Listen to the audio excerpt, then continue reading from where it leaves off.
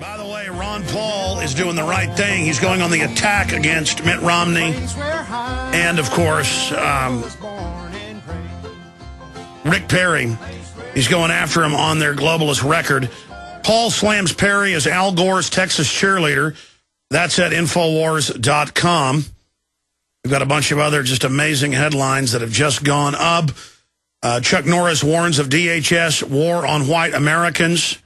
And the head of Homeland Security has come out and attacked Drudge Report. And, of course, that means us in part because a lot of those DHS articles criticizing her for TSA, of course, were our stories Drudge pushed out nationwide, for calling her a ogre.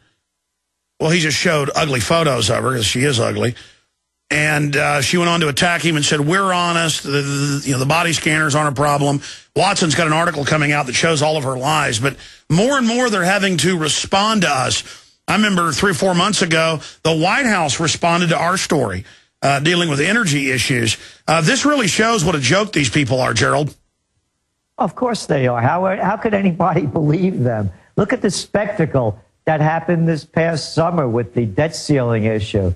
It was the D.C. drama queens, the Democrats, against the Beltway circle jerks, the Republicans. How could any respectable person look to a politician like them and have think that they know more than they do? Again, as I've said over and over again, these politicians are no more than the people you hated in high school and college that wanted to become class president and head of the student council. That's all this is. It's Harvard, Princeton, Yale, bullets, bombs, and banks.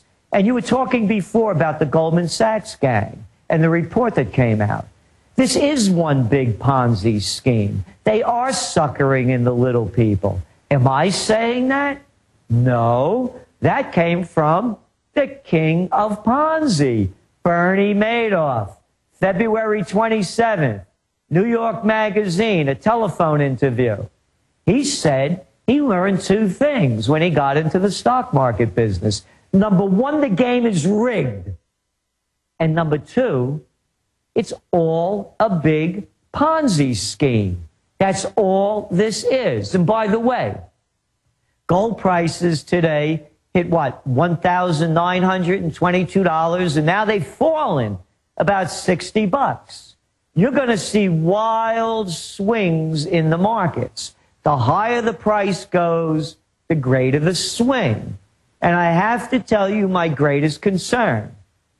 I believe that they're going to do something, try something to regulate the supply and sale of gold, because they're going to blame people like myself and others who have been buying gold for years as a safe haven against the digital money that's not worth the paper it's not printed on, as being responsible for this crisis.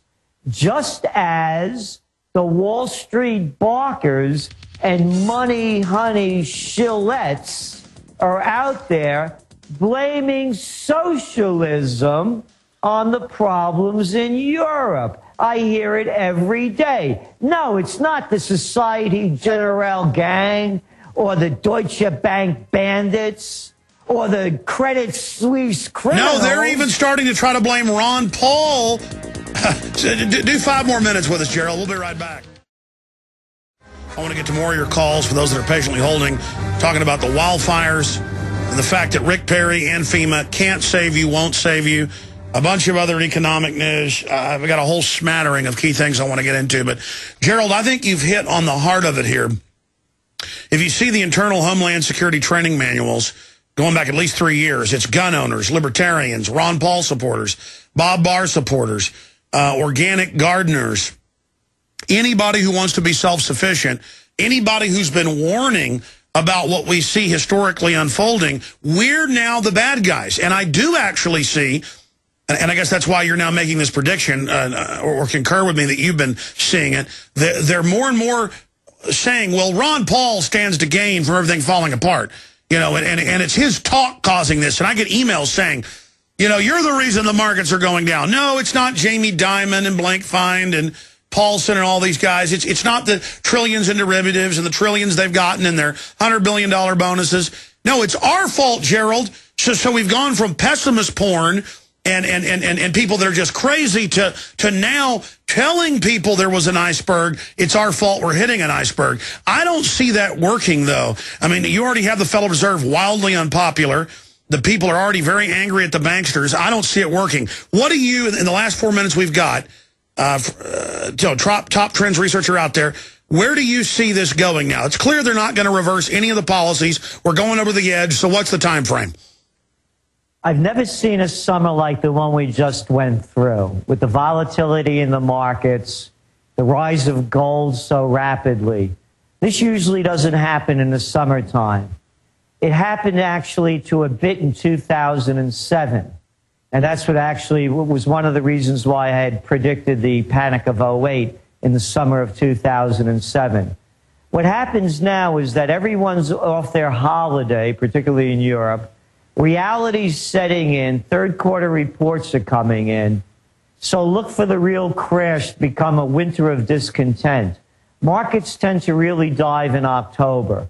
Remember, they're going to do everything they can. We know it's a rigged game to keep propping it up. But I believe that by the end of October, early November at the latest, the handwriting will be on the wall. We didn't go into a double dip recession. They will now begin to say depression. But again, there's so many wild cards. And the wild card to look at is the wild card of distraction. And that's going to come in the form, I believe, of something that they will label terror or war, some other fear and hysteria kind of moment to detract the people's attention away from the economic crisis. I have to agree with you. So all of the craziness we've seen, you're basically saying is just a prelude or like birthing pains to the real finale. And what is this system going to give birth to? Just an absolute collapse? Yeah, it's collapsing. You're going to start seeing more and more. Look at the numbers. The gap between the rich and the poor is the widest in the U.S. than any of the industrialized nations. 47 shootings in New York this past weekend. Oh, no, there was just some other big shootings. I was going to bring that up.